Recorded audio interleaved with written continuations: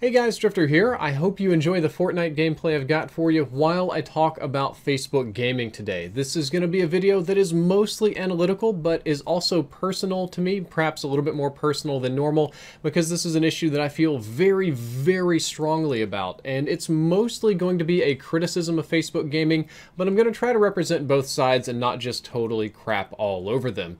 The short version of this, or where it came from, is that for ages and ages, Twitch has been the undisputed monolithic king of streaming. If you want to watch streams, you just go to Twitch, and that's the thing.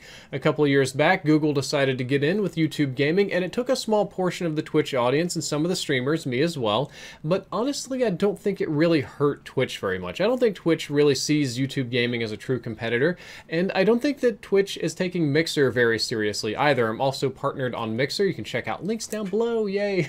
But I stream on Mixer and it's growing fast, but the explosion point hasn't happened yet. It's still the smaller platform. It's still the platform that most people kind of look down on, but I think it's going to grow. Then all of a sudden along comes Facebook, and Facebook wants to make a streaming platform, and that's when things just start getting absolutely out of control crazy. Right now, Facebook gaming is by far the fastest growing streaming site on the planet, and it's probably the fastest growing gaming site or gaming hub or just about anything gaming related. Like, Facebook gaming is literally exploding right now. It's exploding so fast it can't even contain its own explosion. However, this explosion and expansion is something that scares me. It's something that I don't like because I fundamentally distrust Facebook as a company. And let's talk about why it's growing so fast and how explosive it is and how tempting it is for other streamers and YouTubers and people in general just to hop in before I talk about why I don't like Facebook. As you can see by the time, this is going to be a long video, so don't worry about it. We're going to be here for a bit today. Twitch and Mixer had to build their audience from the ground up. Twitch didn't have an enormous user base initially. They do now. And Mixer is kind of playing that game of starting a new social platform from the bottom floor and working their way up. YouTube didn't have that problem because, I mean, it's YouTube and it's Google and all. But Facebook has a huge advantage over both of them. It has about 2 billion people already on its network, already good to go. No matter how you want to cut it and look at it, Facebook is still one of the largest social networks on the planet. However, the content on Facebook has for a long time mostly just been very simple, or perhaps stolen. Freebooting content, just stealing it and re-uploading it on Facebook has been a thing since forever, which is another reason I dislike them, because they never cared about it. They never really respond to DMCA requests, and they never take it down. But anyway, the point is there isn't, or at least wasn't, a lot of original content on Facebook other than maybe trolling people in comments. Nobody came to Facebook for entertainment. They came to talk to people, you know, keep up with birthdays, talk to your great aunt. It was family book. They didn't come for streaming. They didn't come for memes or Vines or anything particularly engaging or valuable to advertisers. The audience on Facebook is also significantly older than most other websites. Younger generations have started abandoning Facebook recently because Facebook is the old people network. Facebook is the network that all my parents are on. Facebook is not the cool network to be on these days. And what that means is that the 2 billion people that are on Facebook are a 100% completely and totally untapped audience, just super far removed from the gaming sphere. One of the big reasons for them to build gaming, I believe, is to pull the younger audience back in, and I think it's a smart move on their part from like the company. That's just brilliant. But the point is that Facebook is filled with millions upon millions upon millions, probably hundreds of millions of slightly older gamers that have never seen a stream before. They might have heard of streaming, they might have heard of this newfangled YouTube thing, but they've never watched a gaming video, they've never watched a stream, they've never talked about or shared their game. They're very isolated from the rest of the gaming community. And because of this, it's super easy to tap into that Facebook audience and explode and grow super, super fast. Imagine if there was just a website out there with 100 million people that played whatever game you love, and you knew that nobody was giving them content. Well, that's what Stone Mountain and Darkness figured out. They've been growing insanely fast, not only on Facebook, but on their personal channels as well, just because it's not that hard to do and the growth carries over and they follow them elsewhere. They've been killing it on this platform. Facebook has other good things about it too. They do rapid tech upgrades. Sometimes they have 1 or 2 day turnarounds at the request of streamers. A streamer says, I need this feature, and they go to their programmers and like, we're going to do it, and they'll get it back to you 1, 2, 3 days, a week. super rapid.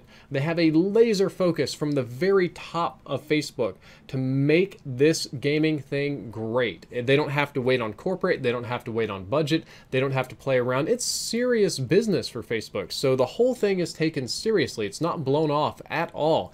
They have a full mobile deployment already because their app has been there, which means they also have full deployment for tons of mobile games. Facebook's probably the best platform on the planet if you want to stream a mobile game. They have massive sponsored events, guaranteed sponsors for their streamers, other companies buying in. They have older gamers that spend more and donate more money to Facebook streamers, which is good. Facebook pays serious money for you to stream on their platform. Like if you want to stream on Facebook and you're already an established brand or creator somewhere else, you will get an offer. Now, my offer that I got came with a non-disclosure agreement that I signed, so I'm very limited on what I can say about it, other than I received an offer and I declined it. But it's Facebook, okay? They've got that Zuckerberg money. They've got the Zuck bucks, and all these famous people aren't moving to Facebook and abandoning YouTube and Twitch for peanuts and promises. The point is that Facebook is actively recruiting people. They are going out and they are finding gamers on Twitch, on YouTube, on Mixer, wherever they can find them, and they're bringing them into Facebook. They're giving them anything they want. They're giving them the support and all these great things, and you're like, well, what's wrong with Facebook? They've got a huge audience. They've got good technology. They care. The top of the company cares. The monetary support is there. Why would you decline the offer? Why aren't you on Facebook? Why isn't everybody on Facebook? This is an opportunity way too big to turn down because Facebook seems like the platform to be on. It seems so excellent. And yeah, you know, it has some of its own endemic problems. It has some growing pains, and there's some people that don't want to move from YouTube to Facebook or whatever. So Drifter, why didn't you join Facebook Gaming? Why didn't you take that offer? What's going on here? The reason why is that I think that Facebook is at its very core an evil company that does harm to millions of people on a nearly daily basis. And by saying that, I've pretty much blown up any future offers that come my way, but I'm serious about it. Either directly or indirectly, Facebook causes real harm to people, and I've seen it firsthand, even in my own family. And I believe that by joining onto Facebook, even as a gamer, even streaming, even on an accessory periphery thing, it would be participating in that level of evil and exposing my fans to these problems. Hurting people and causing harm just isn't who I am, so it's not something that I felt comfortable doing regardless of how much money was offered. So we're finally at the part of the video where I'm going to tell you why Facebook is bad and why I don't want to have anything to do with it. And it's going to sound like we're going full Alex Jones tinfoil hat crazy here, but I promise you we're not. It's all very, very real, but you may want to wear your tinfoil hat by the time you're done hearing what I have to say today. The value of Facebook as a company, its stock price, its interest to governmental parties, how it makes its money, has always been in the information that it collects and never in its ads. Facebook likes to market itself as an advertising agency, but what it really does is sells information and influencing marketing. I'll call it influencing marketing, you can call it manipulation, you can call it a psychographic manipulation. It does a lot of really unusual things. Facebook has had trash ads for ages. The ads on Facebook have never been super specific. They've never been valuable. People don't spend a lot of money on them. They've never made that much money on the advertisements. They've always made their money on information selling and selling influence, brand management, politicians, careers.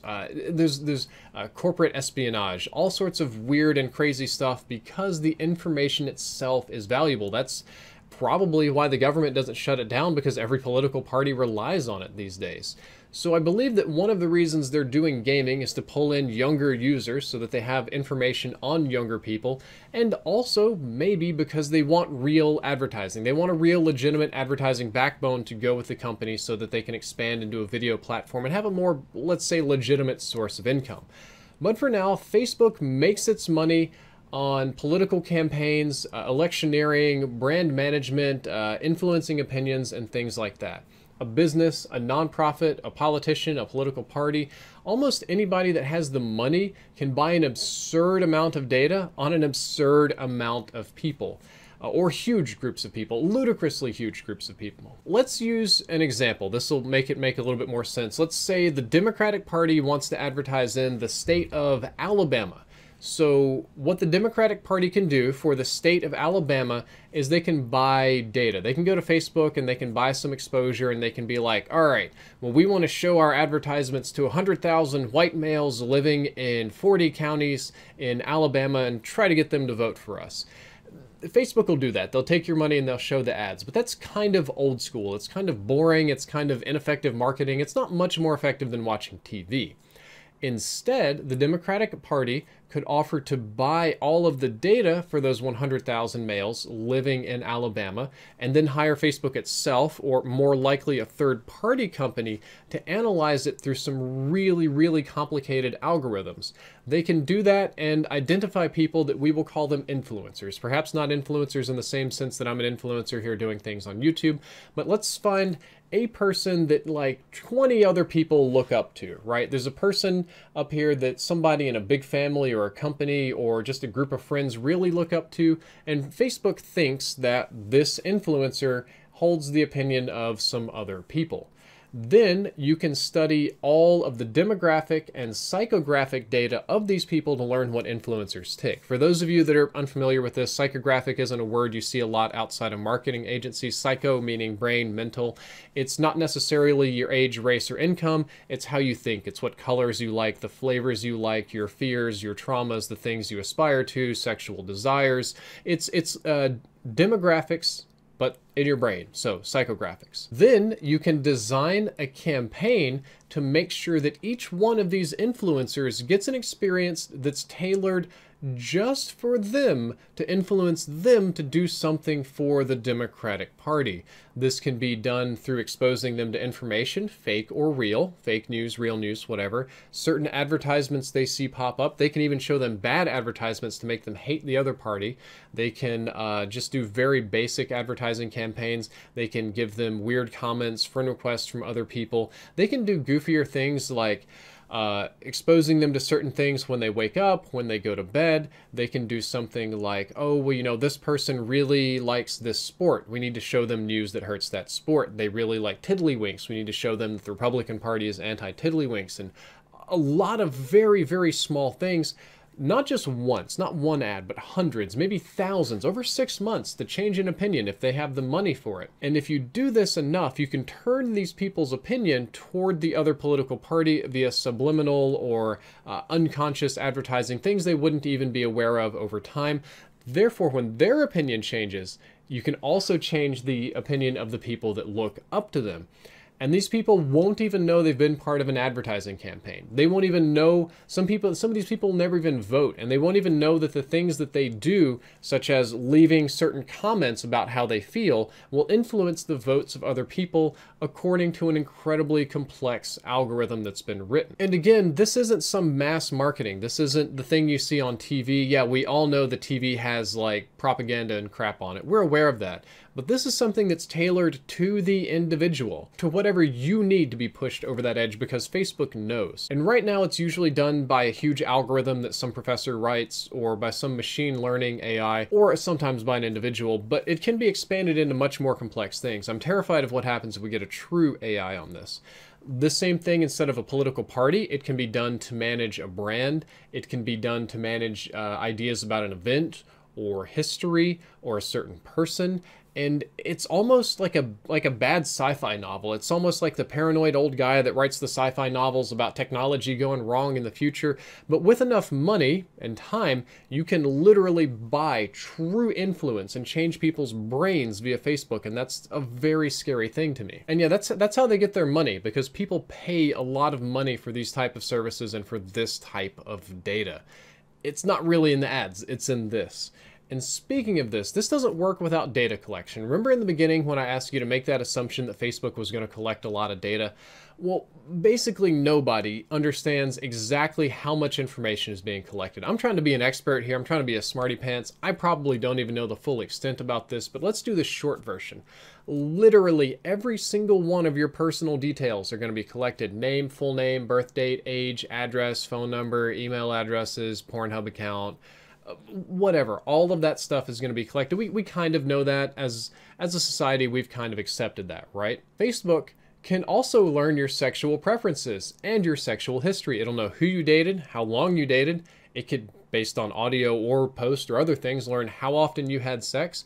Facebook can literally know if you're gay and hiding it by how long you look at pictures of the same sex, or how you click on things, or how you respond to certain images and text. Even stuff that you may have repressed from yourself, Facebook will know. As a brief example, this was several years ago when I was still in college.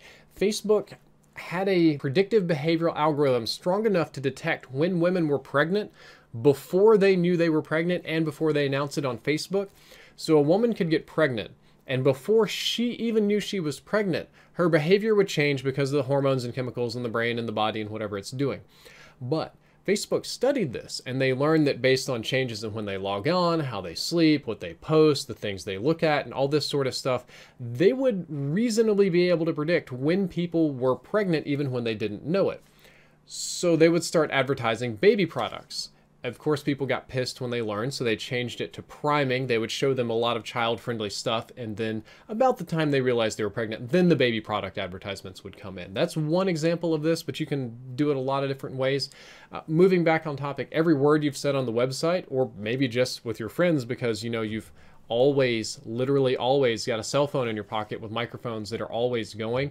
Every word you say, conversation, every place you travel with the GPS on your phone, all the images you take, your contacts, every private message you send, your clothing size, your exercise level, your sleep schedule, your general IQ, how many times you go to the bathroom, how fast and safe you drive, the routes you take, what colors you respond to, what images you like and dislike, and of course you get all of your personal opinions as well. The short version of this, if you've been watching Westworld Season 2, it would be kind of like getting your own personal book of you at the end of this out of Facebook. And honestly, in Westworld, I think that's what the book of you is based on. I think that's what it's kind of symbolic of, or poking fun at, but it learns a ludicrous amount of information about you. Facebook probably has just as much, if not more, information about you than you do about yourself, or at least that you're aware of if you're an active user. This is unethical on two fronts. Number one is because virtually nobody that uses the platform, we might make it three fronts. Virtually nobody that uses this platform understands that. Basically, nobody that signs on understands just how much data is being taken. They get an idea that, yeah, they got some data and like Facebook might know my address, but they don't understand that Facebook might run you through a predictive behavior algorithm and determine that in 5 years you're going to swap orientations because of some event. Like, Facebook is pulling insane amounts, mostly psychographic data from people. It's unethical because they've also never fully disclosed how much data is available. To the absolute best of my knowledge, nobody has publicly ever gone through exactly how much data this site pulls from people. And finally, the most unethical part of this is that it's just unethical to create, period, because in the video that I did ages ago about privacy, you create asymmetrical information about people that creates a huge imbalance of power in any conceivable scenario. So imagine anything you want to do in daily life, any negotiation, any opinion, any learning anything, any exposure, comes with the other party knowing just as much, if not more, about you than you, and a giant test of how you respond to a million different things, and they've been priming you for 8 weeks to make one particular decision. That's extremely unethical, and just creating a system like that means that it's ripe for abuse. It's there. Anybody can abuse it. Anybody, and they are because they're buying data from it, but it's kind of like putting too much power in one person or one company or one institution. You mostly see people avoiding that because it's not, let's say everybody at Facebook today is great. Every employee there, everybody that watches this video, Zuckerberg and all his friends and whatever, they're miscategorized on the news. They're all super ethical, moral, awesome people, and they hold this to a super high standard. Well, what happens in 25 years when they retire, and 50 years when they're dead? Who takes over? I don't know. Maybe 100 years, maybe 300, but just having this thing created is dangerous in and of itself. Moving along to problem number 3. You can't opt out of this data collection. There's no opt out, no matter what you do. You've probably heard the thing, oh, it's hard to delete a Facebook account. And they'll make it kind of hard to find where to delete your account, and you have to do this thing to get the full deletion, and that's not what I'm talking about. What I mean is that all of your friends that are involved with Facebook are ultimately giving Facebook information about you just based on them talking about you or being in your proximity or recording your voice or you being in a picture, or just by coincidence, Facebook starts collecting data on you a long time before you sign up. Facebook collects data about people that will never sign up on Facebook. That's one of the ancillary, I almost said that word wrong, programs that they have is, let's say that your dad is just not going to make a Facebook account. Don't worry, it'll still learn quite a bit about him and how he behaves. Same thing with your kids or anything like that. And again, it's really hard to delete an account. And if you delete it, is there any real accountability or ability to verify that the information is gone from their servers? Because as far as I'm aware, that never really happens. They're just doing it. It's done. Even if you've never made a Facebook account in your life, if you've never used Facebook, even surprisingly, if your friends don't, your employer, a teacher, some other third-party website that they own might already be compiling data on you. Problem number 4 is that Facebook has been at the center of numerous scandals and unethical behaviors for decades. I decided to try to brush myself up on this. I'm like, I'm doing a video. I should do some research. I shouldn't just spout off all this nonsense. I'm gonna get on the internet and just look up some brief criticisms of Facebook. So I just go and I'm like, let's look up the Wikipedia article, Criticism of Facebook. It's longer than a novel. It's super, I couldn't go through 10% of it in the video time that you've already watched. And a lot of this is legal trouble, so I'll just put the link down there somewhere in the description. But let's do some recent ones. You've got the Russian fake news and trolls and influence on the American elections. There was loads of fake news on Facebook, primarily paid, bought, and published by Russians, targeting Americans in various ways according to whatever propaganda campaign they had. There were trolls on Facebook and Twitter doing the exact same thing with the goal primarily not of electing Donald Trump, is my opinion on this. It's a very complex issue. A lot of people's like, yeah, Russia loves Trump, Russia wants him in. I just think that they wanted to rile up the American population and get them as divisive as possible. You can even see them doing interesting things like like a Russian agency would work really hard to build a pro-Hillary rally and then build a pro-Trump rally and try to put them in the same park in the same day to get them to fight and goofy things like that. But they would just put nonsense everywhere. Anything that would spread racial tension, economic tension, any kind of tension. Facebook, they don't care. It's all right with this. You pay, you get the news. Verification, fake news, whatever, user sharing, not my problem. You had a similar issue on Twitter. Twitter was involved with this, and I think when Twitter was subpoenaed, they were very straightforward that they kind of didn't care. They just took the money. Facebook did the same thing. It caused all sorts of havoc for the elections in the US. There was Cambridge Analytica, which a lot of you may have heard about on the news, but perhaps not fully understood. The short version is that Cambridge Analytica is a company that specializes in influencing for certain politicians and political parties in elections, not just in the United States, but in the United Kingdom, in India, in Africa, pretty much all over the world. And what they did is exactly my problem number 1. They ran it through a super complex psychographics, needs-based, behavioral, and influencer predictor algorithm to really skew the scales of elections in a variety of other countries.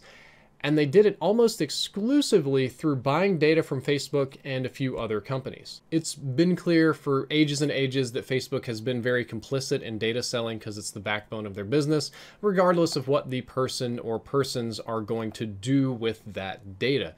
And if I could talk for hours about Cambridge Analytica, you can go ahead and Google it. The scandal was built on the backbone of Facebook data. And this kind of stuff scares me. It really does, because it's super powerful. And you may have listened this far in the video. I'd assume you probably didn't listen this far unless you at least agreed with me a little bit. But in case you didn't and you're this far in, you might be thinking, so what? It's just little ads and little images and little things. It doesn't influence me. I'm above all of this marketing. I'm too smart for this. It's not really true. Basically, none of us are too smart for that. I'm not. It gets me too. And it's powerful because it's ripe for more abuse than what has already happened. If Facebook wanted to, they could probably build an ad campaign to ruin me and socially isolate me as a person. And I'm not even kidding. Like, if for some reason this video landed on Zuckerberg's desk and he just thought I was the smartest, most smuggest, annoyingest person, I need to be put in my place, an astonishingly small portion of Facebook's time and resources to design a campaign that could break down my social infrastructure, my standing on YouTube, and cause me an innumerable amount of harm as a person. Jesus, they could target me with all sorts of fake news because they can advertise off of Facebook. They own a bunch of other companies. It's not like if I don't use Facebook, I'll never see it. I see their crap all over the internet, wherever I go, other websites and stuff. They could do all sorts of weird things to try and prompt strange behaviors from me, out of my wife, out of my parents, friends, and family. And basically nobody gets how that works. Nobody cares. They don't think it's real. It's nonsense. It's imaginary. You're living in a science fiction land, Brad. And I'm afraid of what could happen if a proper artificial intelligence gets involved with this data. Like, I shudder to think what a true AI could do when it comes to manipulating people with this much data. And as a side note about the Russian news thing, I try not to talk about family too much here on these videos, but my dad is very much so pro-Trump. He is on the Trump team. My dad loves Donald Trump for a variety of reasons and N-words that I'm not going to say here on the video, and racial tensions and stereotypical Trumper. We'll put it that way, put it lightly. He likes basically everything he stands for. My dad uses Facebook a lot, and he gets a lot of news from Facebook. A lot of fake news that I've seen myself and that he's tried to show me. And no matter how hard I tried to explain to him that the news was fake, or that Russia did it, or that some other company was involved in the manipulation, or how many times we sat down and had this conversation, is completely right over his head that anything wrong has happened at all. And my dad's not alone in that. There are millions and millions of people of the same mindset and the same inability to see the big picture of large data. His opinion has been swayed permanently, and there's nothing I can do about it. So that's kind of a scary thing to me. So yeah, that's why I don't want to participate in Facebook gaming. I feel that if I joined Facebook gaming just as a streamer, as a guy on the outside of a lot of things, as a guy that doesn't really have anything to do with that, I would still be giving my tacit endorsement of this behavior from the company. And I would also be actively encouraging my adult fans to engage with the app and the company more, which would thus result in more data harvesting. And it would also encourage my younger, potentially underage fans to create an account and use the website. And all of these people would be exposed to even more and more accurate amounts of mental manipulation than they already get, which I believe would be a very bad thing. And I do think that this would cause real harm in the long run, even if the people had no idea they were being hurt. Same kind of way with my dad, or the people that get advertisements about babies, even though if they don't know they're pregnant, you know. And no amount of money that I get from Facebook or any company is worth hurting people. So I just do the same thing for Google, and Amazon, which owns Twitch, and Microsoft, which owns Mixer, and ugh. I do feel dirty on that front. I do feel somewhat hypocritical because Amazon, with respect to Twitch, doesn't pull nearly as much data as Facebook, a pittance of data. I don't even think Microsoft is in a position to pull even a fraction of Amazon's data from Mixer. Google, on the other hand, and YouTube, where I primarily make my living in these videos and things, is much different. Google and Facebook are more in an information arms race. They're both trying to learn more than the other person. So it wouldn't surprise me if I actually have been doing those things for Google here on YouTube, which feels dirty. My experience and outlook on them is that they have mostly stuck to the original mantra of don't be evil, and the information that they pull primarily really is for advertisement instead of weird information campaigns. But it is a concern, and it is something that I can't absolve myself of criticism from. I did talk to several Facebook gaming streamers to get their opinion on these issues, and this is sort of the balance to this episode. I asked quite a few people, primarily at EA Play and at E3, about this specific issue. They didn't get the long 20-minute version. They got as short and as straightforward as I can make. And these are techie people, so while they may not have heard these specific things before, their brains are already kind of wired to understand it. And I've asked a lot of streamers on Facebook gaming what they think about this concern, this moral problem with information gathering, unethical behavior, electioneering, and exposing young fans to this. The number one most common answer I got is, I'd never even thought about it. The vast majority of people just said, never occurred to me, had no idea, didn't think about it. I guess it's true, but I don't really think about it. Which is kind of the scary thing. It's like global warming or carbon dioxide in your house, radiation. You don't really see it, you don't really feel it, you don't really think about it, but it's still there doing harm. Number two answer that I get, which goes back to my original criticism of myself, is that every company does it. every single company harvests data as much as they possibly can because it's so valuable. And that's true. They really do. Every company, Google, Microsoft, Facebook, Amazon, Apple, IBM, even those janky little Flappy Bird kind of apps, they all harvest tons of data because they'll sell it. Unfortunately, Facebook is just 18 steps ahead of all the other companies when it comes to doing this, except maybe Google. And it's also their backbone. They're just not pulling like age, name, race. They're pulling your pasta preferences, man. An answer that I heard a couple of times, not too much, but I did get it from a few people that stream on Facebook. I just heard, I don't care, I want money. Just Russians advertising, don't care. Psychographic manipulation, don't care. People getting hurt, don't care. As long as I get paid, I don't care, I want the money. People told me that too. And the last one I'm gonna give up to a specific person. Hopefully this doesn't get him in too much trouble. I talked to Stone Mountain about it. Stone Mountain is basically the face of Facebook gaming, the original person that did it. He came up with the idea for the whole program. They're building a ton of stuff around his suggestions. He's their poster child. And I talked to him about it, and what he said is that he believes that the majority of Facebook scandals are behind them, that the damage is done, that those things are real and they happened. But that was the old Facebook, that Facebook has decided to abandon the business model of information selling, and especially with the growth of gaming, that they plan to move into traditional advertising, which is what the gaming platform is for. A real platform with real new fresh content that they can advertise on, and potentially a video platform or other similar image, whatever media-rich platforms in the future. And Stone Mountain says that he believes that they are cleaning up their act, and that the Facebook of 10 years from now is not going to be the Facebook of today, and that he wants to be there for that ride. He wants to be there at the company with the company, since he streams with them on the platform, probably the best way to say it, and also be there to encourage a more positive direction and make a good change instead of just sitting over here on the other side of YouTube complaining about it. And those are the answers I got. Basically, I wasn't very satisfied with many of them except for Stone Mountain, and a little bit with the so what, every other company does it. And that's why I turned down a life-changing offer from Facebook Gaming, and I will not be getting rich anytime soon. So you'll see a lot more videos, long ones like this one with mid-roll ads. I hope you enjoyed this video. I hope you learned something useful. If you did, don't forget to like, favorite, and subscribe. Drifter out.